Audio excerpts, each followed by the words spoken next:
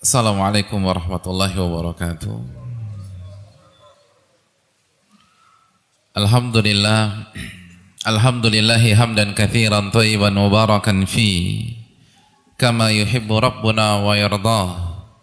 Wassalatu wassalamu ala nabiyyina Muhammad wa ala alihi wa sahbihi wa man sara ala nahjihi bi ihsanin ila yaumiddin, amma ba'd. Hadirin yang dirahmati oleh Allah Subhanahu wa taala, Bapak-bapak dan ibu-ibu sekalian, marilah kita membuka majelis kita pada malam hari ini dengan menyegarkan arti syukur dan puja-puji kita kepada Allah Jalla wa'ala atas segala nikmat dan karunia yang senantiasa Allah limpahkan kepada kita. Di antara nikmat Allah yang sedang kita rasakan, yang sedang kita nikmati adalah kesempatan beribadah, kesempatan untuk sujud, kesempatan untuk bersimpuh dalam rangka menuntut ilmu agama, mengerjakan sebuah amalan yang diwajibkan melalui lisan Rasulullah sallallahu alaihi wasallam saat beliau bersabda, "Talabul ilmi faridatun ala kulli muslim." Menuntut ilmu agama hukumnya wajib bagi setiap muslim, baik laki-laki maupun wanita. Maka tidak ada kata yang pantas untuk kita ucapkan saat kita diberikan kekuatan untuk mengerjakan kewajiban kecuali bersyukur kepada Allah Subhanahu wa taala. Selanjutnya salawat dan salam semoga senantiasa tercurahkan kepada qudwah kita, uswah hasanah kita, Rasulullah sallallahu alaihi wasallam beserta para keluarga beliau, para sahabat-sahabat beliau dan orang-orang yang istiqomah berjalan di bawah naungan sunnah beliau sampai hari kiamat kelak. Hadirin yang dirahmati oleh Allah Subhanahu wa taala, pada kesempatan malam hari ini kita akan berbicara tentang salah satu ibadah yang terbaik di dalam Islam. Aisyah radhiyallahu taala anha, sebagaimana yang diriwayatkan oleh Imam Ahmad dalam kitab Az-Zuhud, pernah mengatakan, "Innakum taf'aluna afdalal ibadah." Sesungguhnya kalian sedang mengamalkan sebaik-baik ibadah. Apa yang dimaksud? At-tawadu, ketawaduan. Kita akan berbicara tentang sebuah akhlak yang hanya dimiliki oleh orang-orang yang mulia. Al-Imam Asy-Syafi'i rahimahullahu ta'ala mengatakan, at-tawadu'u min akhlaqil kiram. Ketawaduan adalah akhlak yang dimiliki oleh orang-orang yang mulia. Hanya orang-orang yang mulia memiliki akhlak ini, hadirin.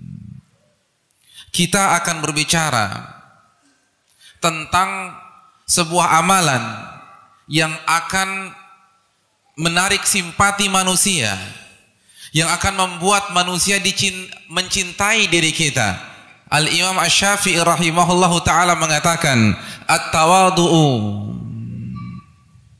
At-tawadu'u yujibul mahabbah. Ketawaduan akan mengundang kecintaan manusia kepada diri kita. Saya ingin bertanya kepada hadirin sekalian, kalau punya teman atau punya sahabat, ingin punya teman yang rendah hati atau yang sombong? Antum kalau punya teman atau boleh milih teman, pengen nyari teman yang sombong, yang belagu, suka pamer, atau orang-orang yang rendah hati yang tidak ingin menonjolkan kemampuannya? Pilih yang mana? Atau nggak ingin punya teman sama sekali? Oh, bingung sih. Ini kan nggak pakai dalil, tinggal nyeletuk aja jadi. Antum pilih yang mana? Rendah hati, yang tawadu. Makanya itu yang dikatakan Imam Syafi'i. Bahkan orang sombong pun nggak mau temannya sombong. Ya nggak mau. Dia sombong nih, nggak mau temannya juga sombong. Karena kalau sama-sama sombong, repot nanti, berantem sendiri mereka. Harus ada orang yang membanggakan dirinya menurut mereka. Jadi orang sombong sekalipun nggak suka kalau temannya sombong. Tidak senang kalau manusia yang lain sombong. Cukuplah kesombongan tercela ketika orang sombong nggak suka dengan teman yang sombong. Makanya Imam Syafi'i mengatakan bahwa ketawaduan akan menarik simpati manusia, akan membuat kita diterima oleh manusia setelah kita dicintai oleh Allah Subhanahu wa ta'ala. Kita akan berbicara tentang sebuah akhlak yang membuat kita tinggi di sisi Allah Subhanahu wa ta'ala. Nabi kita sallallahu alaihi wasallam bersabda dalam hadis riwayat Imam Muslim, "Wa ma tawadhu'a ahadun lillahi illa rafa'ahu Allah." Tidaklah seseorang bertawadu karena Allah, bukan untuk menaikkan gengsinya, namun karena Allah, kecuali Allah akan angkat dia, angkat kedudukannya dan angkat derajatnya di sisinya. Semakin orang tawadu, semakin orang merasa rendah hati, maka kedudukannya semakin tinggi dan tinggi di hadapan Allah Subhanahu wa ta'ala. Inilah ibadah yang akan menemani kita pada kesempatan malam hari ini. Hadirin yang dirahmati oleh Allah Subhanahu wa ta'ala, setelah kita mendengar muqaddimah beberapa saat yang lalu, timbul pertanyaan di benak kita, apa yang dimaksud dengan tawadhu? Kalau bapak-bapak dan ibu-ibu sekalian mendengar kata tawadhu, yang terbesit di benak kita itu apa?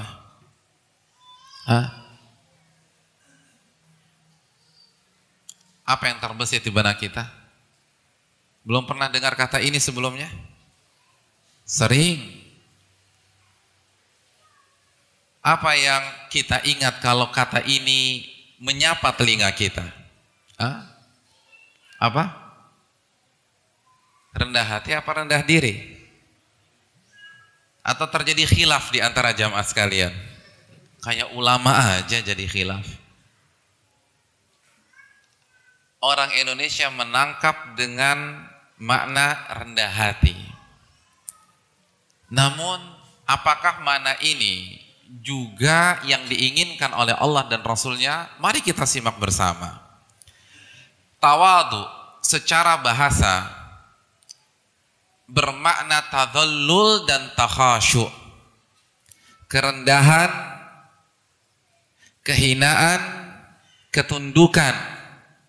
Makanya orang Arab mengatakan tawadhu'atil ardu. Tanah itu tawadhu.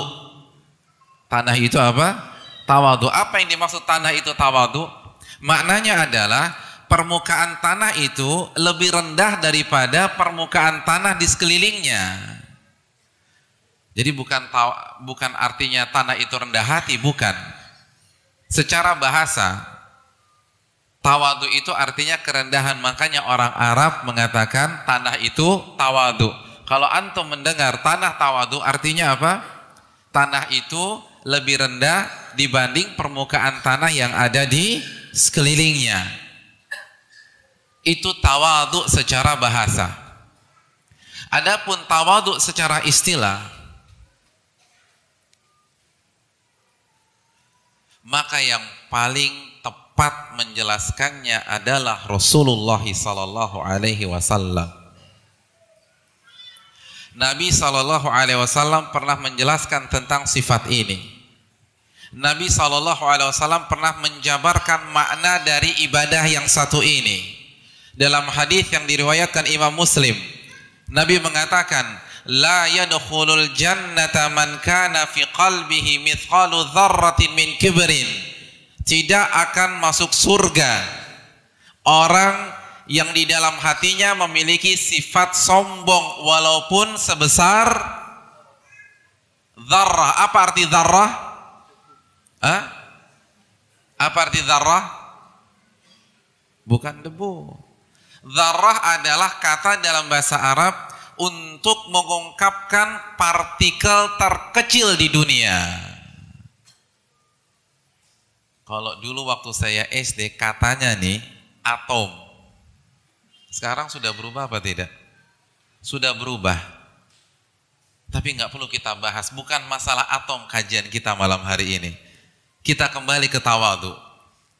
Jadi maksudnya tidak akan masuk surga orang yang memiliki kesombongan walaupun presentasenya 0,0000001%.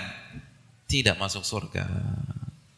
Lalu sahabat bertanya, dengan perasaan was-was, ya Rasulullah, wahai Rasulullah, ayuhibbu ahaduna an yakuna thawbuhu hasanan wa na'luhu hasanatan. Wahai Rasulullah, bagaimana menurut engkau apabila salah seorang di antara kami suka memakai pakaian yang bagus dan suka memakai alas kaki yang bagus, sepatunya bagus atau sendalnya bagus? Apakah itu termasuk kesombongan? Apa kata Rasulullah?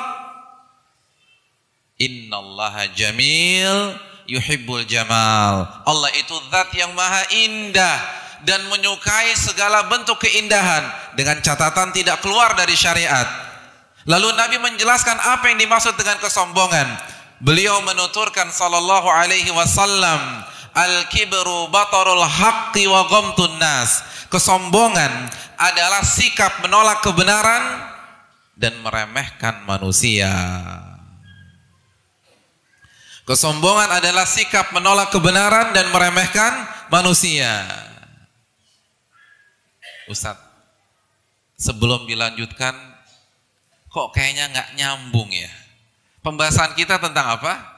Tawadhu. Hadis tadi tentang apa? Tentang sombong. Nyambung apa tidak? Hah? Sesuai apa tidak? Loh, katanya bahas masalah tawadhu. Kenapa hadisnya tentang sombong? Nyambung? Bang Dul, nyambung Bang Dul? Kenapa nyambungnya? Iya. Karena sombong adalah lawan dari tawadhu. Nyambung dengan kaedah usul fikih mafhum mukhalafah, dalilul khitab, pemahaman terbalik. Kalau sombong adalah sikap menolak kebenaran, maka lawan dari sombong apa? Tawadhu. Maka tawadhu adalah sikap menerima kebenaran. Kalau sombong adalah sikap meremehkan manusia, maka tawadhu lawan dari sombong. Pemahaman terbaliknya, sikap tawadhu adalah sikap menghargai manusia. Inilah definisi terbaik tentang tawadhu, karena langsung disabdakan dan dijelaskan oleh Rasulullah SAW dengan cara terbalik. Karena kecerdasan beliau sallallahu alaihi wasallam. Dari sabda di atas, marilah kita selami makna dari tawadhu. Dari hadis di atas kita bisa menarik sebuah kesimpulan, tawadhu memiliki dua unsur yang tidak bisa dipisahkan. Unsur yang pertama adalah sikap menerima kebenaran, sikap tunduk pada kebenaran, sikap tunduk kepada Allah dan Rasulnya sallallahu alaihi wasallam. Itulah sikap tawadhu. Sikap tawadhu adalah senantiasa mengedepankan dan menomorsatukan Allah dan Rasulnya, sebagaimana yang Allah firmankan dalam surat Al-Hujurat ayat yang pertama. Ya ayyuhalladzina amanu la tuqaddimu baina yadayillahi wa rasulih. Wahai orang-orang yang beriman, janganlah kalian menomorsatukan siapapun juga di atas Allah dan Rasulnya. Itu tawadhu. Saat kita mau menerima kebenaran. Makanya Al-Fudail bin Iyad pernah mengatakan, at-tawadhu'u an yakhdu'a lil haq. Tawadhu adalah sikap tunduk kepada kebenaran, wa yanqadu lahu, dan sikap mengikuti kebenaran. Ini adalah tawadhu. Dan ini adalah tawadhu yang utama. Karena sebagian orang kalau mengingat kata tawadhu, yang dia pahami hanya hablum minan nas, yang dia pahami hanya hubungan dengan manusia. Yang penting kan saya nggak sombong di hadapan tetangga. Adapun sholat nggak sholat urusan belakangan.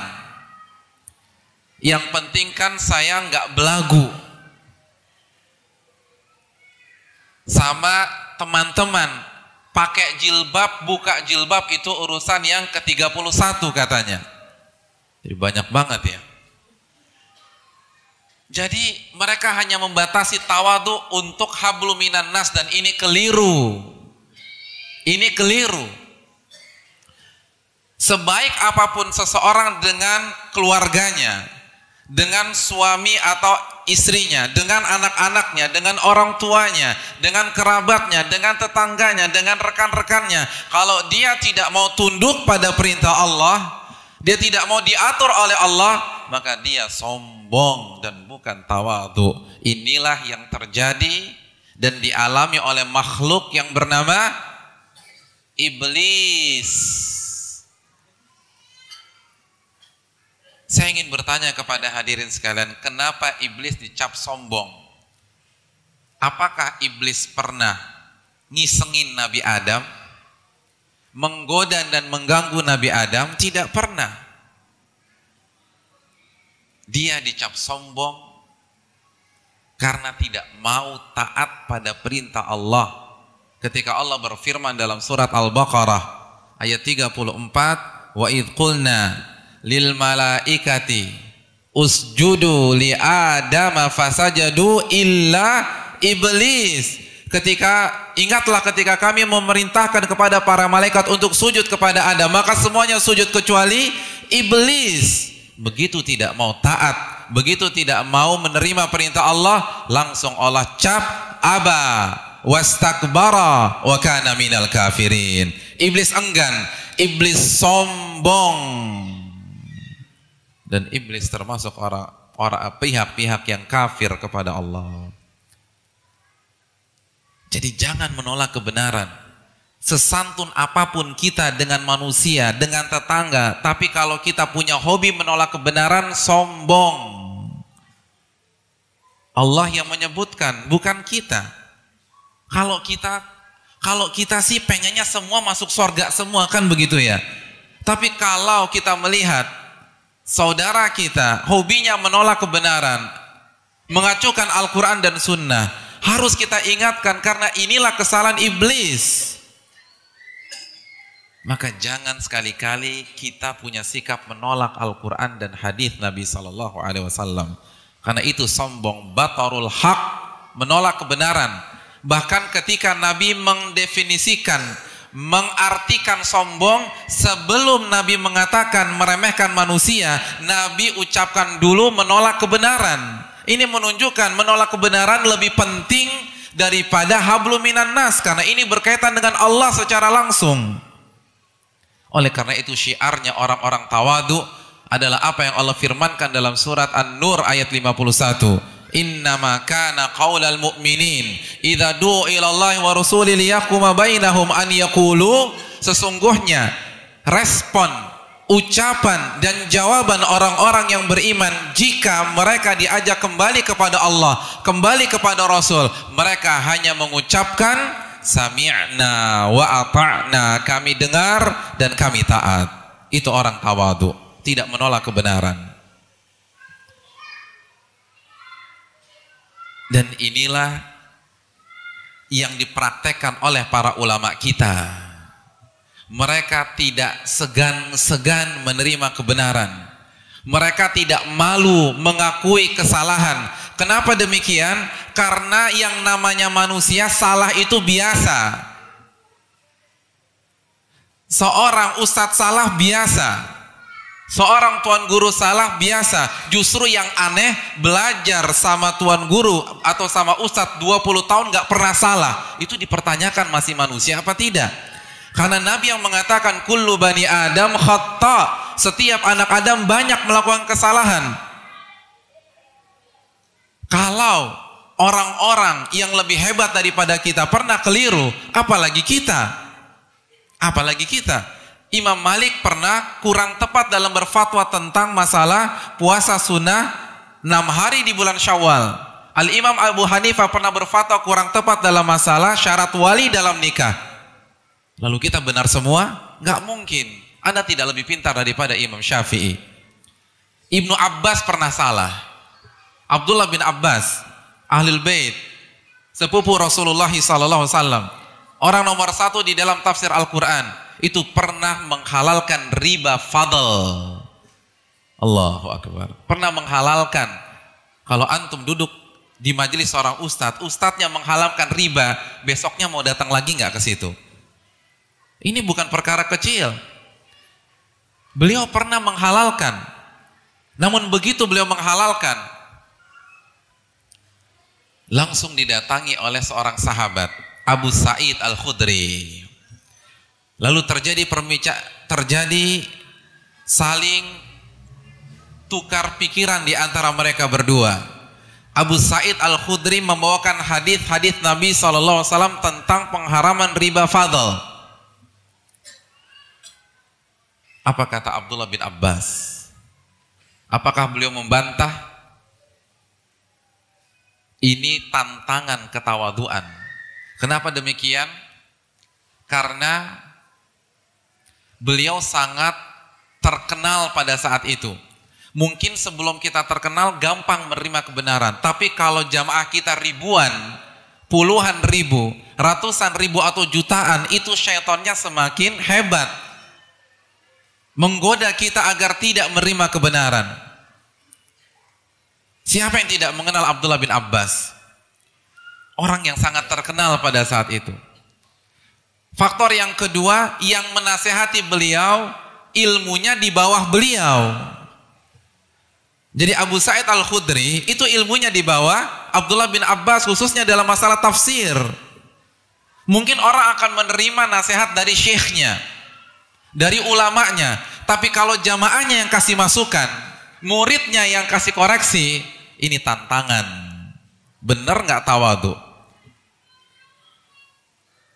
Apa yang dikatakan oleh Abdullah bin Abbas?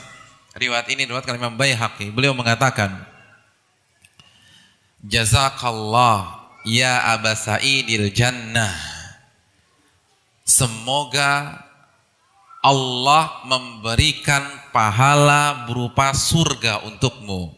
Qad dzakartani amran kuntu nasituhu astaghfirullah wa atubu ilaih.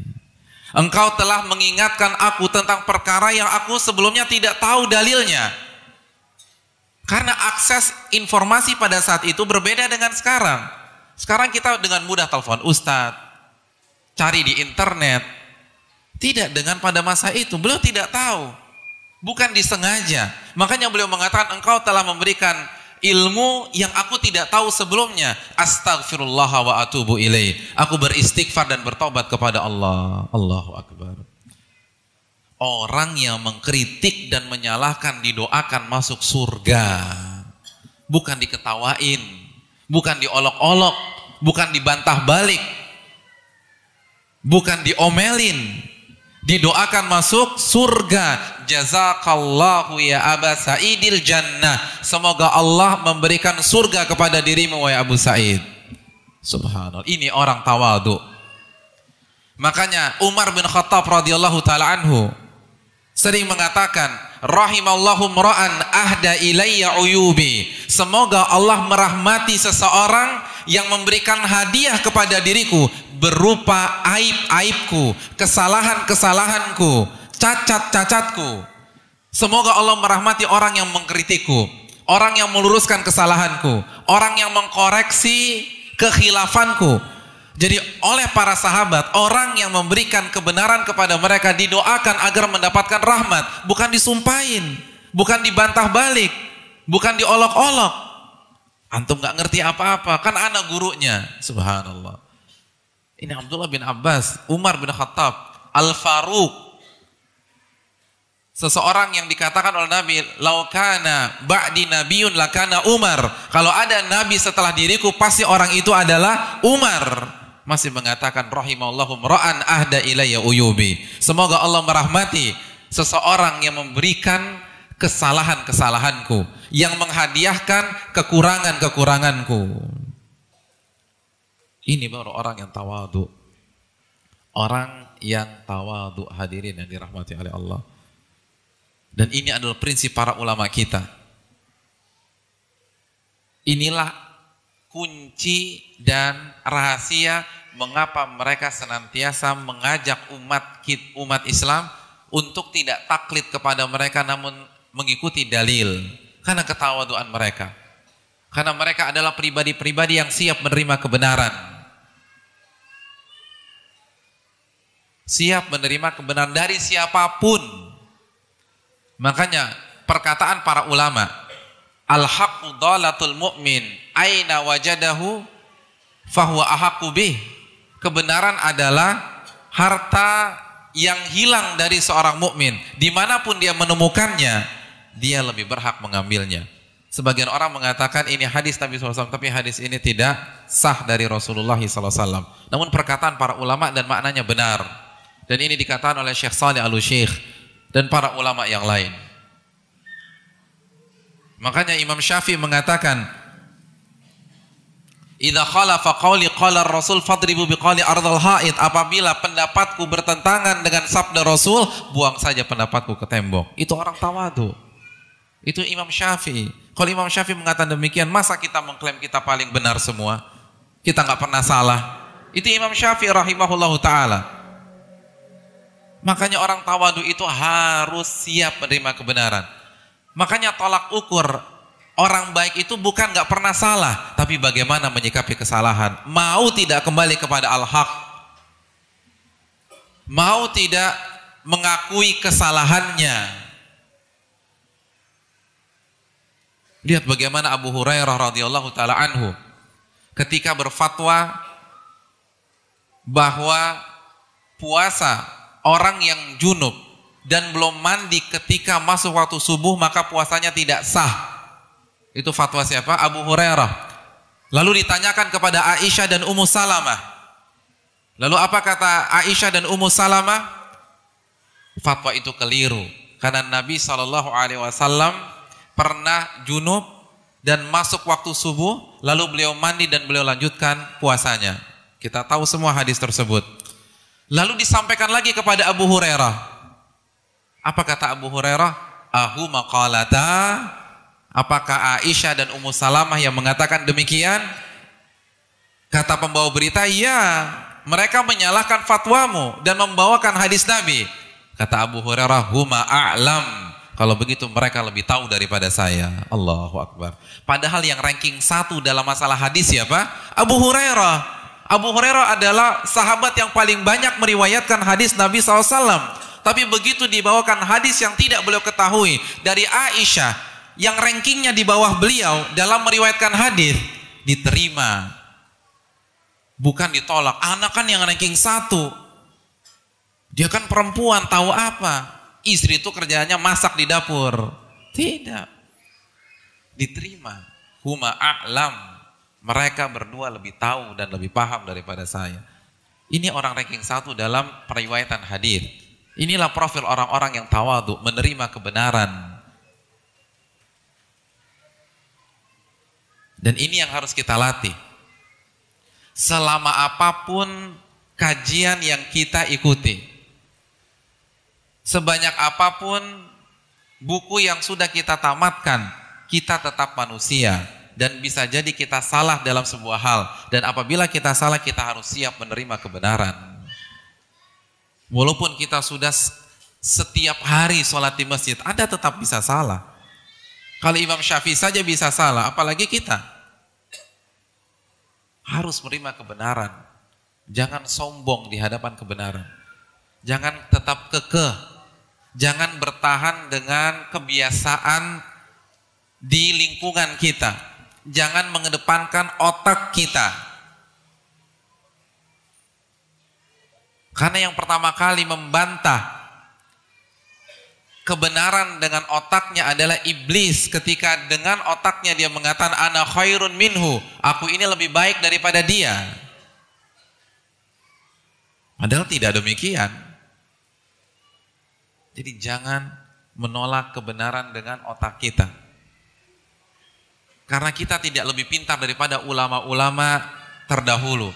Kalau para ulama bisa menerima kebenaran, kenapa kita tetap bertahan dengan mengatakan ini nggak masuk akal? Hadis ini bertentangan dengan akal. Pertanyaannya, akalnya siapa, Mas? Kok akal Imam Syafi'i bisa terima, akal antum nggak bisa terima? Berarti yang error siapa? Hah? Imam Syafi'i diriwayatkan apabila baca buku jika beliau membaca halaman pertama, maka halaman keduanya beliau tutup dengan kedua tangannya. Wah ini sunnah apa lagi? Bukan sunnah. Beliau khawatir terbaca. Karena kalau kita baca buku, kita kan suka curi-curi pandang. Iya tidak? Iya apa tidak? Pernah baca buku enggak? Iya kan, kalau kita baca buku, kita suka curi-curi pandang. Yang kita baca halaman pertama, tapi kadang-kadang mata kita melihat ke halaman kedua. Beliau khawatir kalau terbaca, maka langsung terhafal secara otomatis. Dan kalau terhafal, maka hafalannya berantakan di otak beliau. Yang harusnya di halaman kedua, jadi masuk ke halaman pertama, berantakan. Subhanallah. Ada yang punya otak seperti itu? Itu otaknya ulama. Dan beliau bisa menerima dalil. Nggak pernah Imam Syafi'i mengatakan sebuah hadis tidak masuk akal. Itu otaknya seperti itu. Sekali baca terhafal. Kita kalau baca buku, Imam Syafi'i terhafal, kita tertidur. Lalu dengan mudahnya ini nggak masuk akal. Ini bertentangan dengan akal. Subhanallah. Rahimallahu mra'an arafa qadra nafsih, kata para ulama. Semoga Allah merahmati seseorang yang tahu diri. Ilmu kita tidak banyak. Begitu dapat kebenaran, terima, jangan dibantah. Karena ulama yang lebih pintar, lebih alim daripada kita menerima kebenaran dengan lapang dada. Apa alasan kita untuk membantah kebenaran? Dan orang sebaik apapun dengan manusia, dia tidak akan mendapatkan gelar tawadhu sampai dia menerima kebenaran. Karena al-kibru batarul haq, kesombongan adalah sikap menolak kebenaran. Dan hadirin yang dirahmati oleh Allah, jangan sampai kita punya hobi menolak kebenaran. Karena akibatnya fatal. Simak baik-baik firman Allah dalam surat Al-Isra ayat 62. Ketika Allah berbicara tentang iblis, apa kata iblis? Saat iblis tidak mau tunduk pada perintah Allah, saat iblis sudah divonis sombong dan sudah divonis akan masuk api neraka selama-lamanya, apa kata dia? Qala ara'aitaka hadzal ladzi karramta alayya la in akhartani ila yaumil qiyamati la ahtanikanna dzurriyyatahu illa qalila. Ya Allah, tolong jelaskan kepada diriku, apakah orang yang seperti ini yang engkau muliakan di atas diriku? Dia menjatuhkan Nabi Adam. Lalu apa kata iblis? Simak baik-baik, renungkan kelanjutan ayat tersebut. La in akhartani, jika engkau tangguhkan hidupku sampai hari kiamat, maka aku akan goda dan sesatkan anak keturunannya kecuali hanya sedikit saja dari mereka yang selamat. Hadirin sekalian, saya ingin bertanya, iblis tahu tidak hukumannya adalah kekal di api neraka? Tahu. Iblis tahu tidak api neraka itu sangat pedih dan sangat menderita? Tahu. Tapi yang menakjubkannya, iblis tidak pernah mau minta maaf kepada Allah. Bahkan untuk meminta keringanan hukuman saja tidak mau.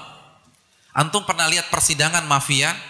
Ketika hakim ketok palu, dia mendapatkan hukuman mati, apa yang dia lakukan? Naik banding. Iya tidak? Agar hukumannya diturunkan, bukan hukuman mati. Tapi iblis nggak mau naik banding. Dia nggak mau minta maaf, tidak mau mengemis dalam tanda kutip, tidak mau meminta agar Allah rendahkan atau Allah maafkan atau Allah kurangi kesalahannya. Justru yang dia minta apa? Tangguhkan hidupku sampai hari kiamat biar aku bisa goda sebanyak-banyaknya anak keturunan orang ini. Itu yang dia minta. Dia dia tidak minta maaf. Dia tidak meminta penurunan hukuman. Dia tidak meminta potongan hukuman. Yang dia minta, tangguhkan hidupku agar aku bisa goda sehingga mereka menjadi temanku sebanyak-banyaknya di api neraka. Allahu Akbar.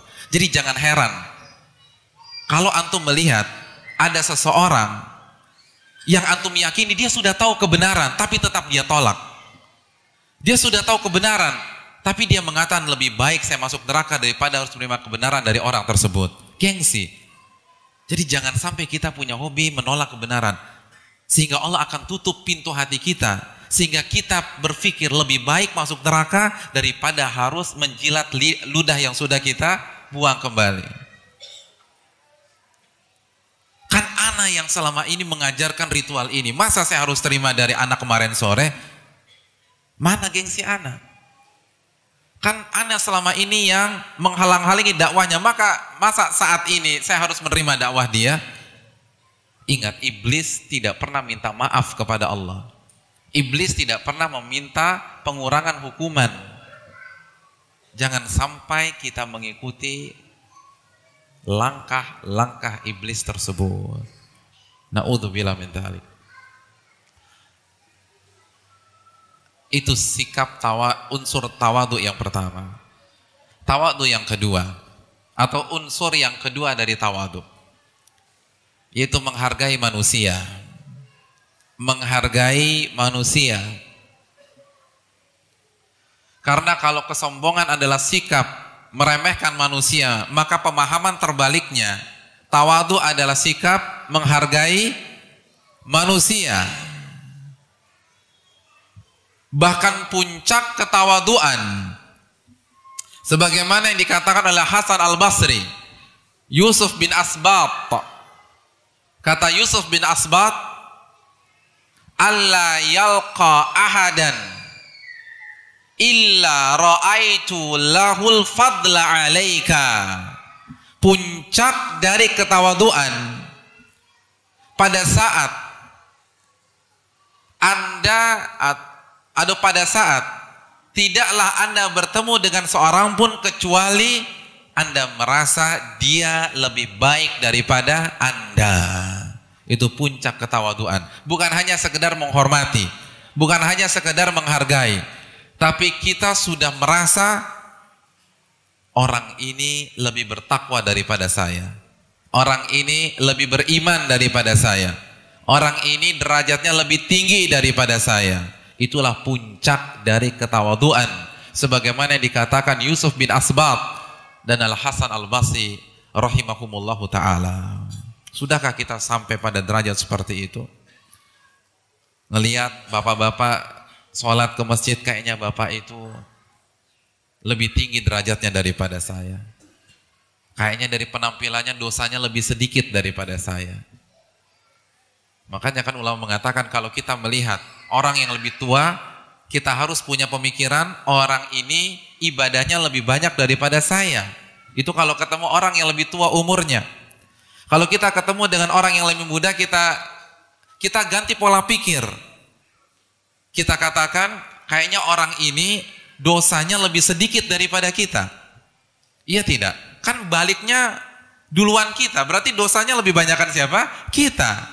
Adapun yang lebih tua, umurnya lebih tua, baliknya lebih duluan, berarti ibadahnya lebih duluan, lebih banyak. Pokoknya kita harus punya perasaan orang tersebut lebih bertakwa atau lebih baik daripada diri kita. Bahkan walaupun penampilannya masih banyak kekurangan, ibadahnya kita perhatikan tidak sebanyak ibadah kita, tapi jangan merasa kita lebih baik daripada dia, lebih bertakwa daripada dia. Karena banyak faktor. Hadirin yang dirahmati oleh Allah Subhanahu wa taala, banyak faktor sehingga kita tidak bisa mengatakan diri kita lebih baik daripada dia. Apa faktor-faktornya? Kita akan sebutkan beberapa faktor. Faktor yang pertama, siapa di antara kita yang mampu menghitung amal ibadah tetangga kita atau saudara kita? Mungkin di kasat mata kita ibadahnya sedikit, tapi bisa jadi di tengah malam saat kita tidur dia qiyamul lail. Iya apa tidak? Bisa jadi ketika kita sedang tertawa dia mengkhatamkan Al-Quran.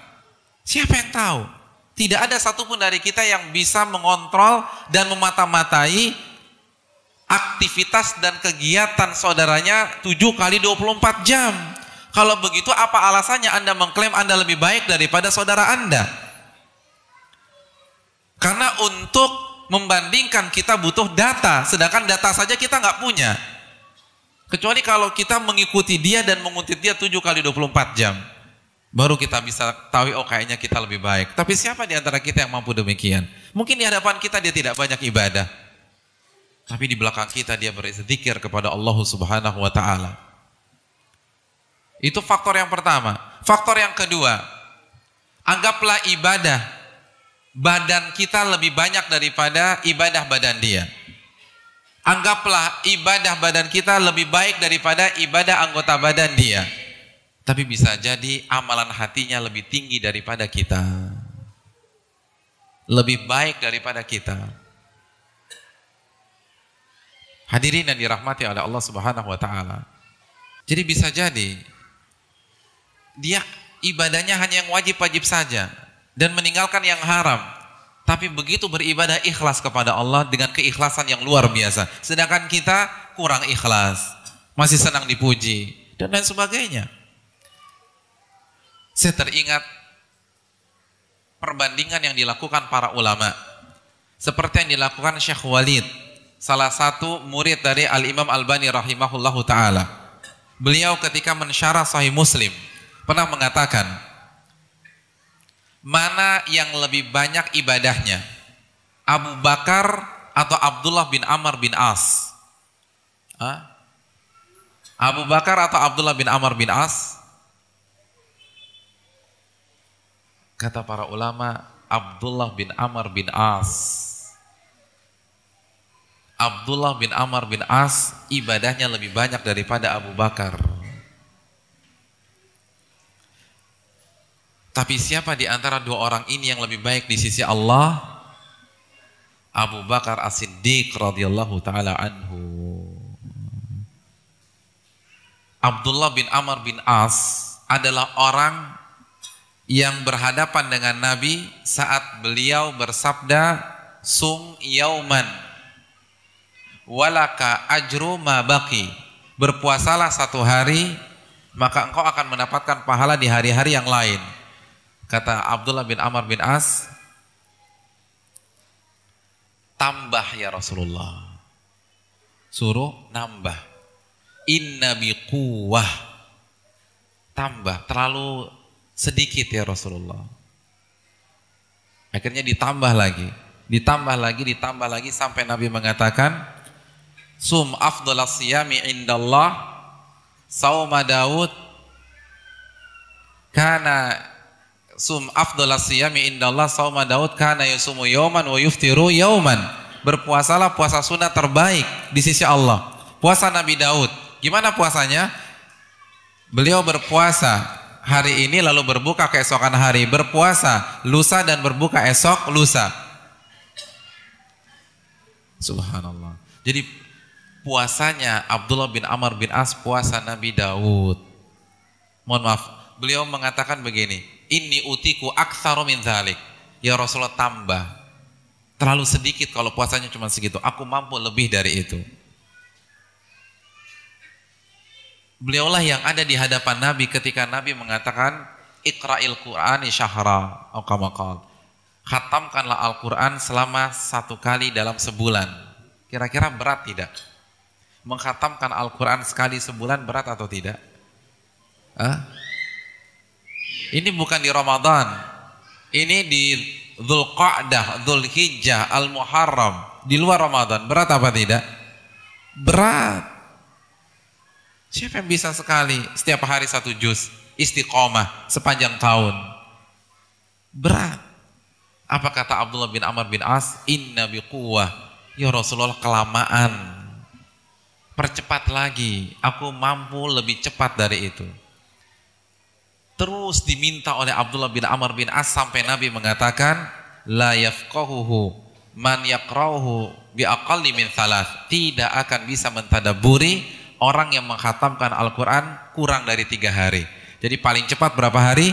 3 hari. Semenjak itu khatamannya setiap 3 hari sekali. Allahu Akbar. Jadi puasa-puasa Nabi Daud khatamannya 3 hari sekali. Siapa bisa mengalahkan ibadah orang ini?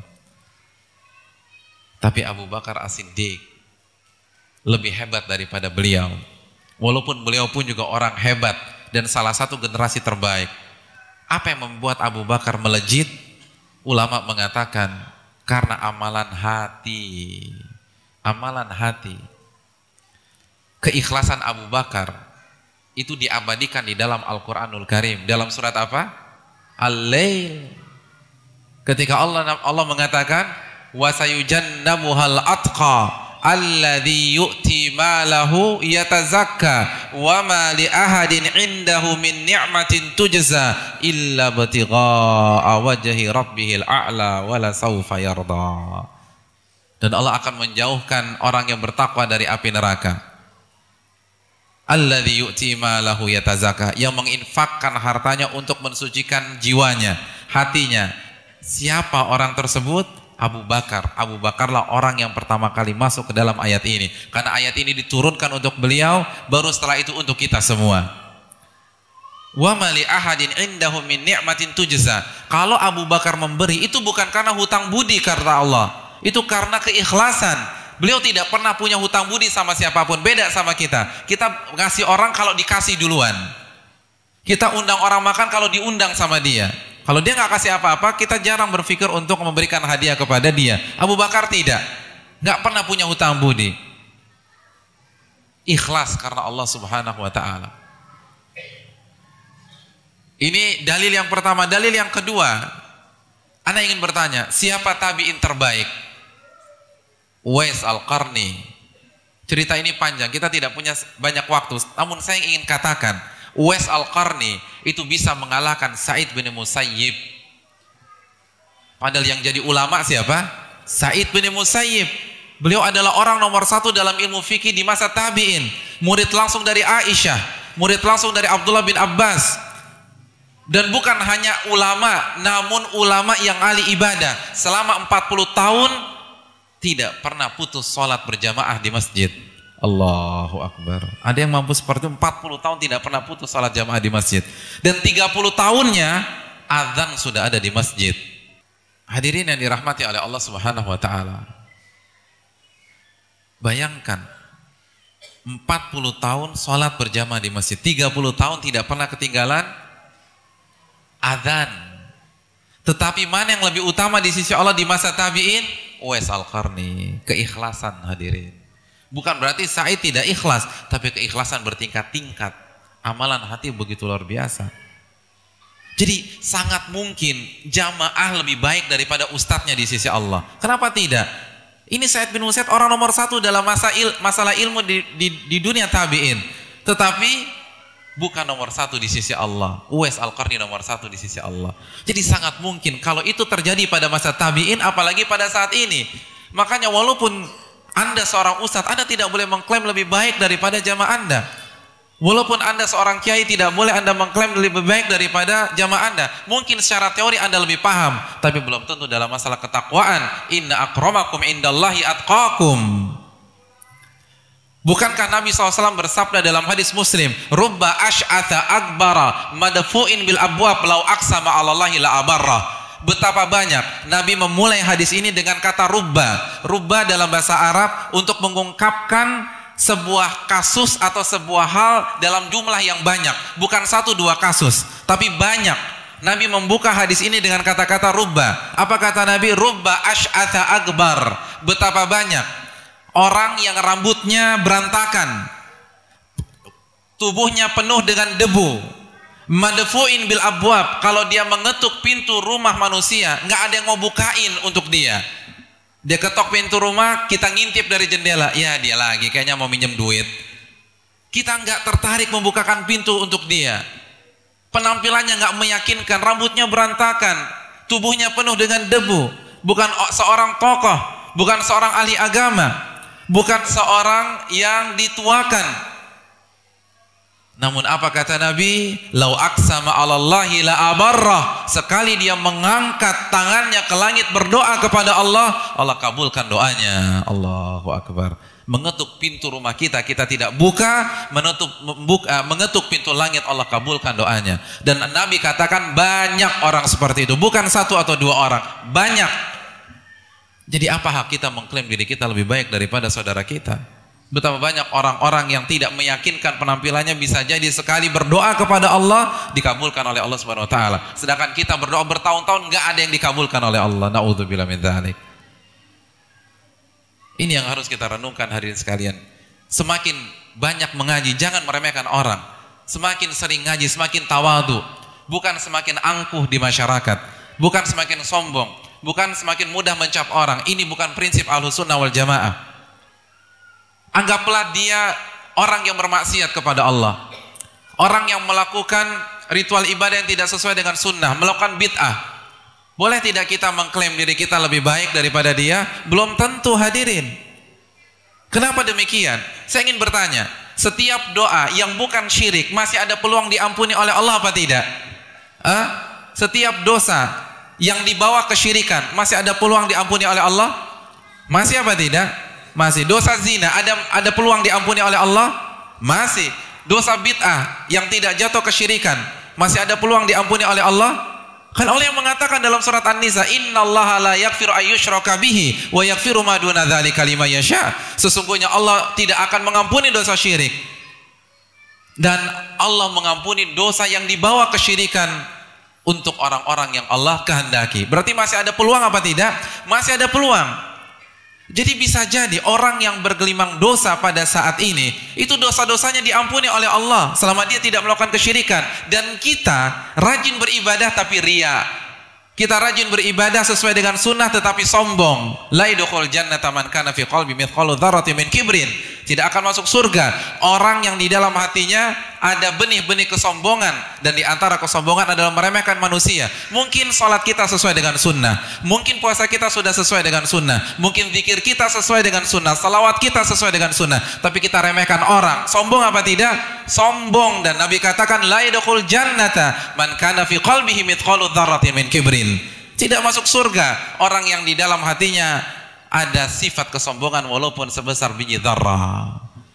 Jadi sangat mungkin kita diadab di api neraka karena mungkin tidak ikhlas, karena riya, karena ujub, karena sombong.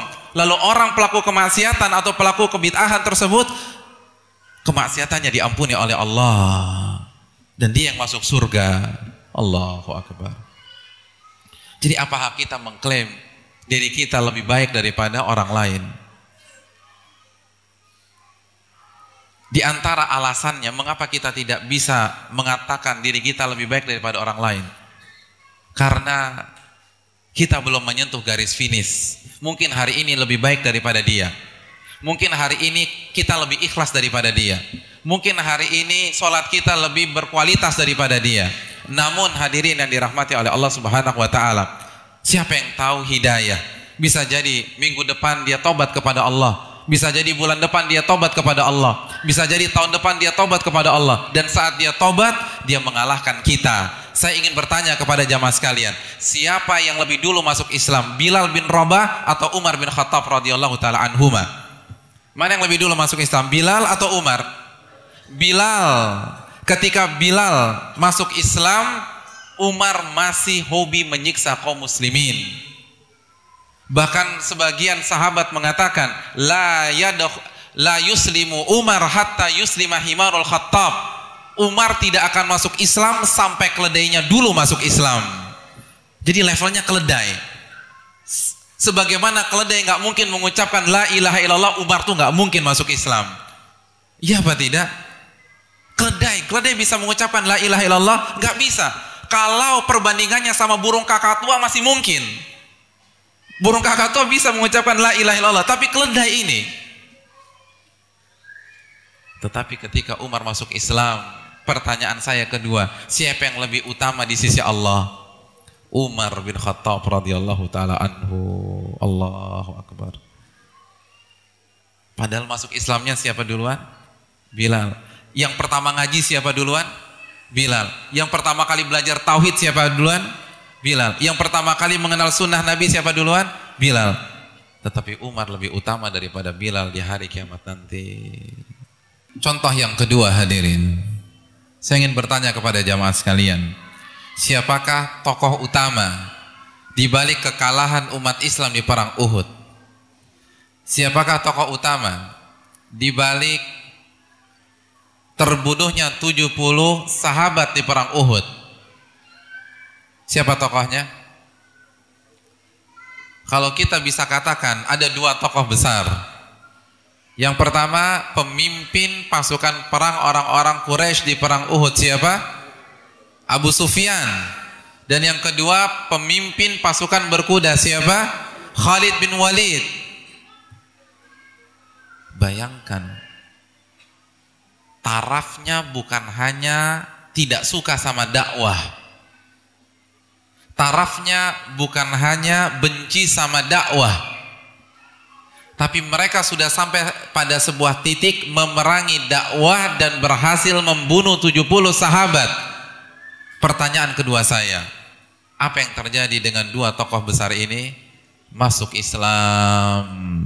Abu Sufyan masuk Islam, Khalid bin Walid masuk Islam, dan berbalik menjadi orang yang berada di saf pertama dalam membela Allah dan Rasulnya, sehingga Khalid bin Walid mendapatkan gelar Saifullahil Maslul, pedang Allah yang terhunus. Bukankah sejarah bisa berulang hadirin sekalian?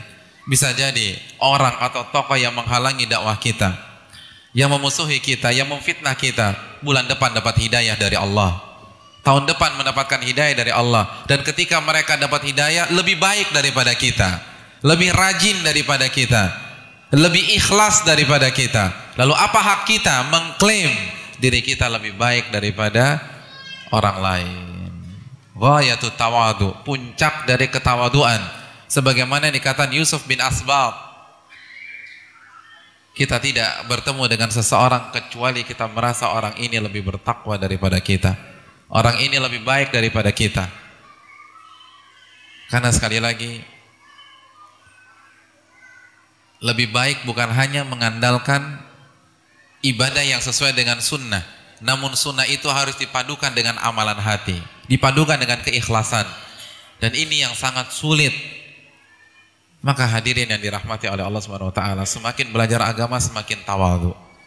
Semakin belajar agama, kita tidak boleh meremehkan orang, merendahkan orang, menjatuhkan orang. Bisa jadi orang itu lebih baik daripada kita. Ustadz, bagaimana kalau kita menyalahkan orang? Boleh apa tidak? Apakah ini bertentangan dengan ketawaduan? Jawabannya tidak. Dan camkan baik-baik dalam masalah ini. Ini akhir dari kajian kita. Bukan berarti kita tidak boleh menyalahkan orang dalam rangka menasehati, dalam rangka membantu. Kenapa demikian? Karena tidak ada hubungannya dengan tawadhu. Saat kita menyalahkan saudara kita, semangat kita hanyalah mengamalkan sabda Nabi SAW, unsur akhaka zaliman au madluma, tolonglah saudaramu yang zalim maupun yang terzalimi. Dan kaidah di dalam agama kita, setiap orang yang melakukan kemungkaran dan kemaksiatan, dia menzalimi dirinya sendiri. Setiap orang melakukan kebid'ahan, dia menzalimi diri dia sendiri. Setiap orang melakukan kesyirikan, dia menzalimi diri sendiri. Kenapa demikian? Karena dengan melakukan kemaksiatan, kebid'ahan dan kesyirikan, itu sama saja menjatuhkan diri sendiri kemana? Ke api neraka. Maka dalam waktu yang sama dia menjadi orang yang zalim dan orang yang terzalimi. Dan sebagai muslim, kita tidak mau melihat saudara kita diazab di dalam api neraka. Kita ingin semuanya masuk surga. Kita tidak ingin ada satupun di antara saudara kita, tetangga kita, masyarakat kita yang diazab oleh Allah Subhanahu wa taala. Oleh karena itu, sebagai tanggung jawab moral kita sebagai seorang muslim, kita berusaha menolong mereka. Gimana cara menolongnya? Kita luruskan kesalahan mereka. Bukan karena merasa diri kita lebih suci, lebih bertakwa, lebih baik, namun sebaliknya, karena kita tidak ingin mereka berada di dalam jurang api neraka. Dan harus kita camkan baik-baik. Saat kita menyalahkan saudara kita, camkan baik-baik, letakkan di dalam hati kita, bisa jadi dia lebih baik daripada kita, bisa jadi dia lebih bertakwa daripada kita. Loh, kok Anda ingkari? Kita ingkari bukan karena benci, tapi karena berusaha menolong mereka dalam kasus itu. Mungkin kasus itu dia salah, tapi belum tentu kita lebih baik daripada dia. Bisa jadi dalam kasus itu dia keliru, tapi bisa jadi dia lebih baik daripada kita. Jadi ketika kita meluruskan kesalahan orang, kita luruskan dengan semangat pertolongan, bukan semangat meremehkan. Karena kalau kita meremehkan, sombong kita. Gomtun nas, meremehkan manusia. Ini yang harus kita camkan. Sudah benar tidak niat kita ketika kita meluruskan kesalahan saudara-saudara kita. Kita ingin menolong, kita tidak ingin ada yang masuk api neraka. Karena kita sayang sama mereka. Innamal mu'minuna ikhwah, kata Allah. Sesungguhnya umat Islam itu bersaudara. Kita tidak mau ada di antara umat Islam yang masuk ke dalam api neraka karena kemaksiatan mereka, karena kebid'ahan mereka, karena kesyirikan mereka. Bukan didasari niat merasa lebih suci, lebih bertakwa, lebih baik daripada saudara kita. Makanya sampai Umar bin Khattab radhiyallahu taala anhu pernah mengatakan, kalau pada hari kiamat nanti Allah membuat pengumuman semuanya masuk surga kecuali satu orang, maka aku khawatir akulah satu orang tersebut. Allahu akbar. Tapi apakah dia diam? Apakah beliau diam dalam melihat kemungkaran? Tidak, beliau tidak diam. Beliau tegas dalam masalah kemungkaran. Tapi beliau tidak pernah mengklaim paling bertakwa di antara seluruh manusia. Bahkan beliau khawatir, kalau masih ada satu orang tersisa, belum pasti selamat, jangan-jangan saya orang tersebut. Ini yang harus kita camkan baik-baik jika kita ingin menjadi orang yang tawadhu. Semakin belajar kebenaran, semakin merendahkan hati dan diri. Merendahkan hati di hadapan manusia dan merendahkan diri kita di hadapan Allah Subhanahu wa ta'ala. Jika kita bisa gabungkan dua sikap ini, maka kita adalah orang-orang yang tawadhu, yang mengerjakan ibadah terbaik, kata Aisyah radhiyallahu ta'ala anha, yang memiliki akhlak spesialis, orang-orang yang mulia, kata Imam Syafi'i, dan akan mengangkat derajat kita di sisi Allah sebagaimana yang disabdakan Rasulullah sallallahu alaihi wasallam. Ini saja yang bisa disampaikan pada kesempatan singkat ini. Semoga bermanfaat khususnya bagi yang berbicara sebelum yang mendengarkan, dan semoga kita mendapatkan ilmu yang bermanfaat. Masih ada waktu, kita buka untuk sesi tanya jawab. Wassallallahu sallama ala nabiyina Muhammad. Ustadz, ada sebagian orang tidak mau mengikuti taklim kecuali ustadz yang dia senangi, yang dia hobi saja. Pertanyaan ana, apakah ini termasuk kesombongan? Iya, terima kasih dan jazakallahu khair kepada penanya atas pertanyaan yang bermanfaat.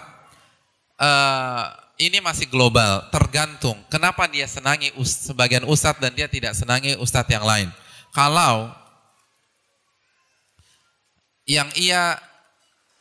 ia tidak senang karena ada seorang ustadz yang tidak mengajarkan kebenaran, yang isi ceramahnya tidak berdasarkan dalil atau bahkan menyelisihi dalil dengan pendapatnya tidak kembali kepada Al-Quran dan Sunnah Nabi SAW dengan pemahaman yang benar, pemahaman Rasulullah SAW dan para sahabatnya, maka ini bisa diterima. Bukankah Muhammad bin Sirin dalam Muqaddimah Sahih Muslim mengatakan, inna hadzal ilma dinun fanzuru amman ta'khuduna dinakum. Sesungguhnya ilmu ini adalah agama, maka lihatlah kepada siapa engkau mempelajari agamamu. Kalau kita mengobati penyakit tubuh kita tidak asal-asalan, selektif mencari dokter, tidak setiap pria berjubah putih kita datangi, iya apa tidak? Bagaimana dengan penyakit hati kita, penyakit dalam jiwa kita, dan urusan akhirat kita? Kenapa kita asal-asalan dalam mendapatkan dan menimba ilmu? Jadi kalau misalnya alasannya itu bisa dibenarkan. Bahkan ulama mengatakan dinuka fa innahu lahmuka wa damuk. Agamamu, karena itu adalah darah dagingmu. Khudh 'anil ladzina istaqamu wa la ta'khudh 'anil ladzina malu. Ambil dari orang yang istiqomah dan jangan ambil dari orang yang menyimpang. Ini prinsip. Dalam hadis riwayat Al-Imam Ibnu Mubarak, Nabi mengatakan min asyratis sa'a an yultamasal ilmu 'inda al-asagir. Atau kama qala, salah satu tanda-tanda hari kiamat, ilmu itu diambil dari orang-orang kecil. Apa yang dimaksud orang-orang kecil? Ada dua pentafsiran. Pentafsiran yang pertama, pentafsiran Abdullah bin Mubarak itu sendiri. Maksud orang-orang kecil adalah ahlul bid'ah. Makna yang kedua, maksud orang-orang kecil adalah dia tidak menyimpang, tapi dia tidak pantas jadi guru. Karena kan Ahlussunnah bertingkat-tingkat, iya apa tidak? Ada orang awamnya, ada tuan gurunya. Ada Ahlussunnah tapi Iqra 2 aja belum lulus. Ada apa tidak? Ada. Tidak bisa baca Quran, tetapi secara prinsip dia benar. Tidak setiap orang berhak menjadi guru dan mengajarkan kitab-kitab para ulama. Jadi itu pun tidak boleh dijadikan guru. Jadi kalau itu alasannya dibenarkan oleh syariat, tapi hukum asalnya bukalah pintu untuk menasihati. Coba sampaikan nasihat kepada ustaz tersebut. Hadiahkan buku kepada beliau. Semoga beliau kembali kepada jalan yang benar. Doakan agar beliau mendapatkan hidayah. Karena kalau ada seorang ustaz mendapatkan hidayah, maka itu akan berdampak besar bagi jamaah yang lain. Itu kemungkinan pertama. Kemungkinan yang kedua, kalau ustaz tersebut yang dia tidak sukai, metodenya atau ilmunya tidak ada yang salah, tidak ada yang keliru, tapi dia tidak suka aja secara pribadi. Hadirin yang dirahmati oleh Allah Subhanahu wa taala, memang benar sebagai manusia kita punya tabiat, kita lebih cenderung lebih suka ke salah satu ustadz dibanding yang lain. Itu wajar. Ada yang suka ustadz A, ada yang lebih cocok ke ustadz B, ada yang lebih cocok ke ustadz C, itu wajar. Tapi bukan berarti kita menghindar dari kajian ustadz-ustadz yang lain selama ilmunya benar. Dan hadirin sekalian, coba kita tanya, kita datang itu untuk ilmu atau orangnya? Memang benar, guru itu mempengaruhi, tapi itu bukan faktor utama. Faktor utamanya adalah ilmu. Sebelum retorika, sebelum yang lainnya, ilmu dulu hendaknya kita jadikan patokan. Apalagi zaman sekarang, mencari ustadz yang memiliki ilmu yang bagus itu sulit, maka bersyukurlah kepada Allah Subhanahu wa taala. Dan kalau misalnya ada hal yang tidak kita lihat tepat, coba kasih masukan ke ustadz tersebut, insya Allah beliau mau menerimanya.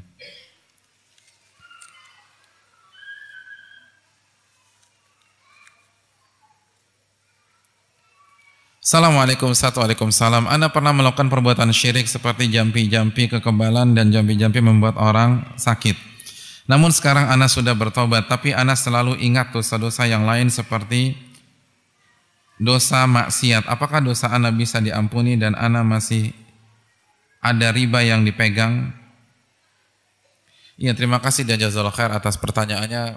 Semoga pertanyaan ini adalah bentuk ketakwaan seorang hamba kepada Allah Subhanahu wa taala dan takutnya ia terhadap dosa-dosanya. Jawabannya adalah apabila kita bertobat maka insya Allah Allah akan menerima tobat kita. At-taibu minadzan kaman la dzanbalah. Orang yang bertobat dari dosa seperti orang yang tidak pernah berdosa sama sekali. Innallaha yaghfiru dzunuba jami'a. Sesungguhnya Allah mengampuni dosa-dosa seluruhnya jika kalian bertobat. Maka yakinlah, walaupun tentu saja dalam manhaj Ahlussunnah wal Jamaah kita harus menyeimbangkan antara harapan dan kekhawatiran. Jadi harus seimbang, khauf dan roja itu harus seimbang. Kita berharap tobat kita diterima, namun di waktu yang sama kita pun khawatir bisa jadi karena kelalaian kita dalam bertaubat dan kekurangan baikan kita dalam bertaubat, tobat itu tidak diterima oleh Allah. Jadi sekali lagi, antara khauf dan roja, antara harapan dan kekhawatiran, dan yakin, hendaknya ini yang kita lakukan bersama-sama. Jadi semoga ketakutan kita terhadap dosa-dosa yang lalu ini kabar gembira bahwa kita memiliki iman kepada Allah Jalla wa'ala. Dan adapun riba yang kita pegang, maka segeralah tinggalkan. Segeralah tinggalkan, karena kalau tidak kita akan diperangi oleh Allah dan Rasulnya. Fa'dzanu biharbin minallahi wa rasulih. Maka tabuhkan genderang perang dengan Allah dan Rasulnya. Siapa yang berani melawan Allah Subhanahu wa taala? Atau berani melawan Allah? Ini perang sama Allah. Perang, harb. Jadi segera buang. Riba itu mengerikan. Jangan kita makan. Dosa yang paling ringan dalam riba seperti apa? An yazniyar rajulu ummah. Seseorang berhubungan intim dengan ibu kandungnya. Na'udzubillah min dzalik. Na'udzubillah min dzalik. Ini yang harus kita pikirkan. Antum diancam nih. Tiduri ibu antum atau saya bunuh. Antum lebih milih mana? Hah? Lebih milih mana? Lebih milih mati, hadirin. Daripada kita harus meniduri ibu kita sendiri. Sekarang kok kita mudah sekali menerima riba. Ini yang hendaknya kita renungkan. Wallahu ta'ala misal.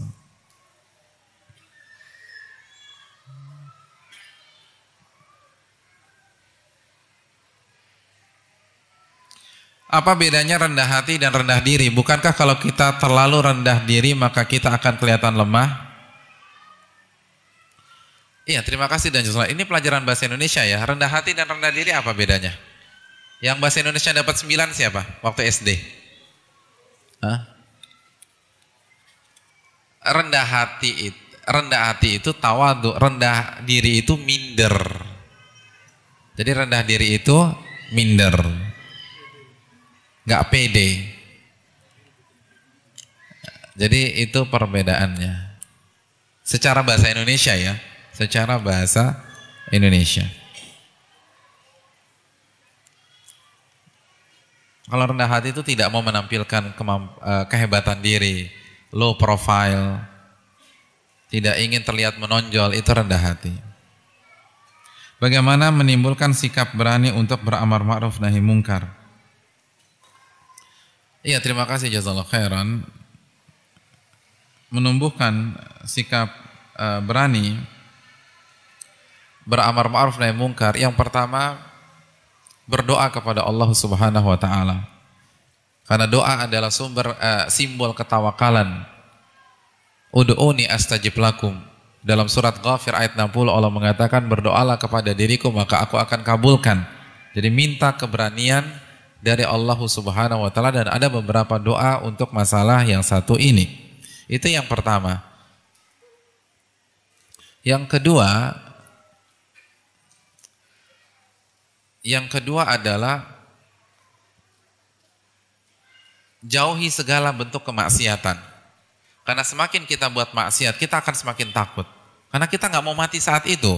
Kan dosanya masih banyak. Jadi semakin kita banyak kemaksiatan, maka kita akan semakin takut untuk berbuat. Jadi barang siapa yang ingin keberanian, maka dekatkan diri kita kepada Allah. Perbanyak ibadah kepada Allah Subhanahu wa taala.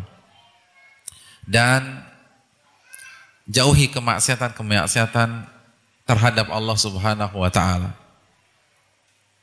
Dan antum bisa lihat orang yang banyak dosanya, artinya dia merasa banyak dosa, dia merasa banyak melakukan kemungkaran, itu lebih sensitif, dikit-dikit ketakutan,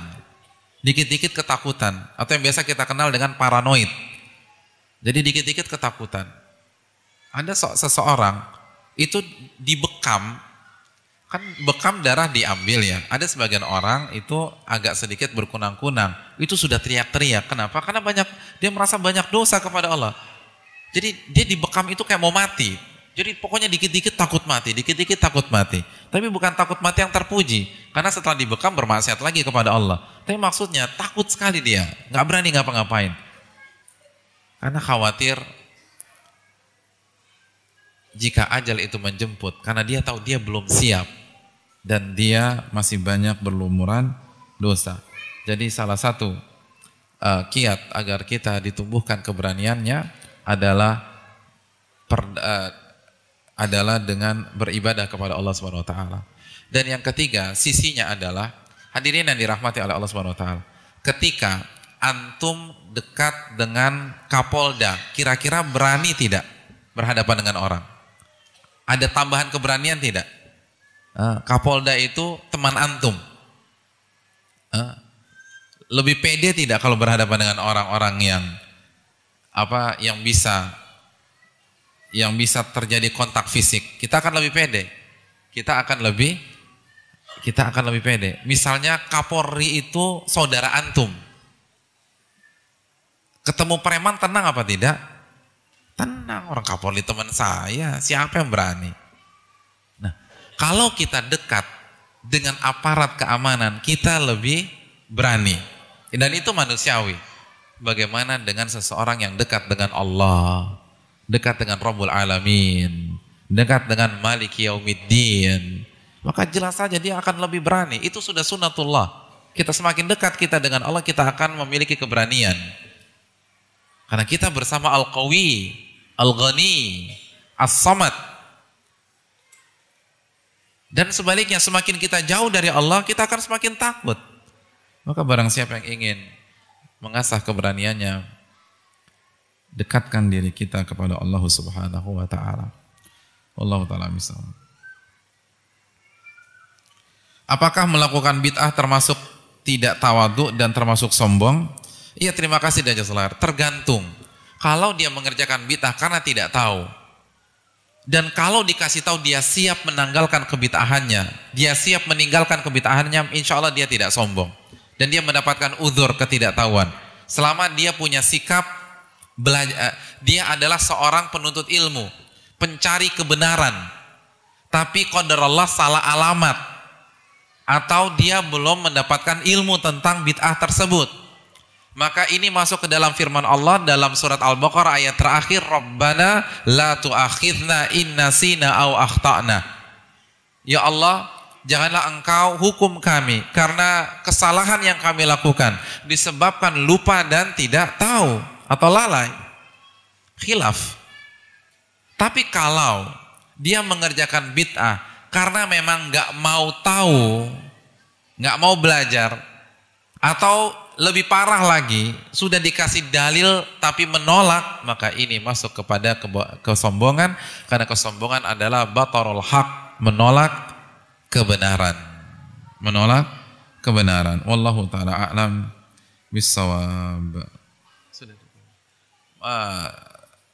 Waktu sudah habis dan mohon maaf jika ada beberapa pertanyaan yang tidak sempat dijawab. Semoga bisa ditanyakan kepada ustadz-ustadz kita yang lain yang berada di Lombok Tengah ini secara khusus, Lombok Barat ini secara khusus, atau di Pulau Lombok ini secara umum. Dan saya mengucapkan terima kasih kepada DKM Masjid atas fasilitas dan tempat yang telah diberikan. Dan saya berterima kasih kepada setiap orang yang bersumbangsi sehingga terwujudnya acara ibadah kita pada malam hari ini. Dan saya berterima kasih kepada seluruh jamaah sekalian atas atensi dan perhatiannya. Semoga kita mendapatkan ilmu yang bermanfaat.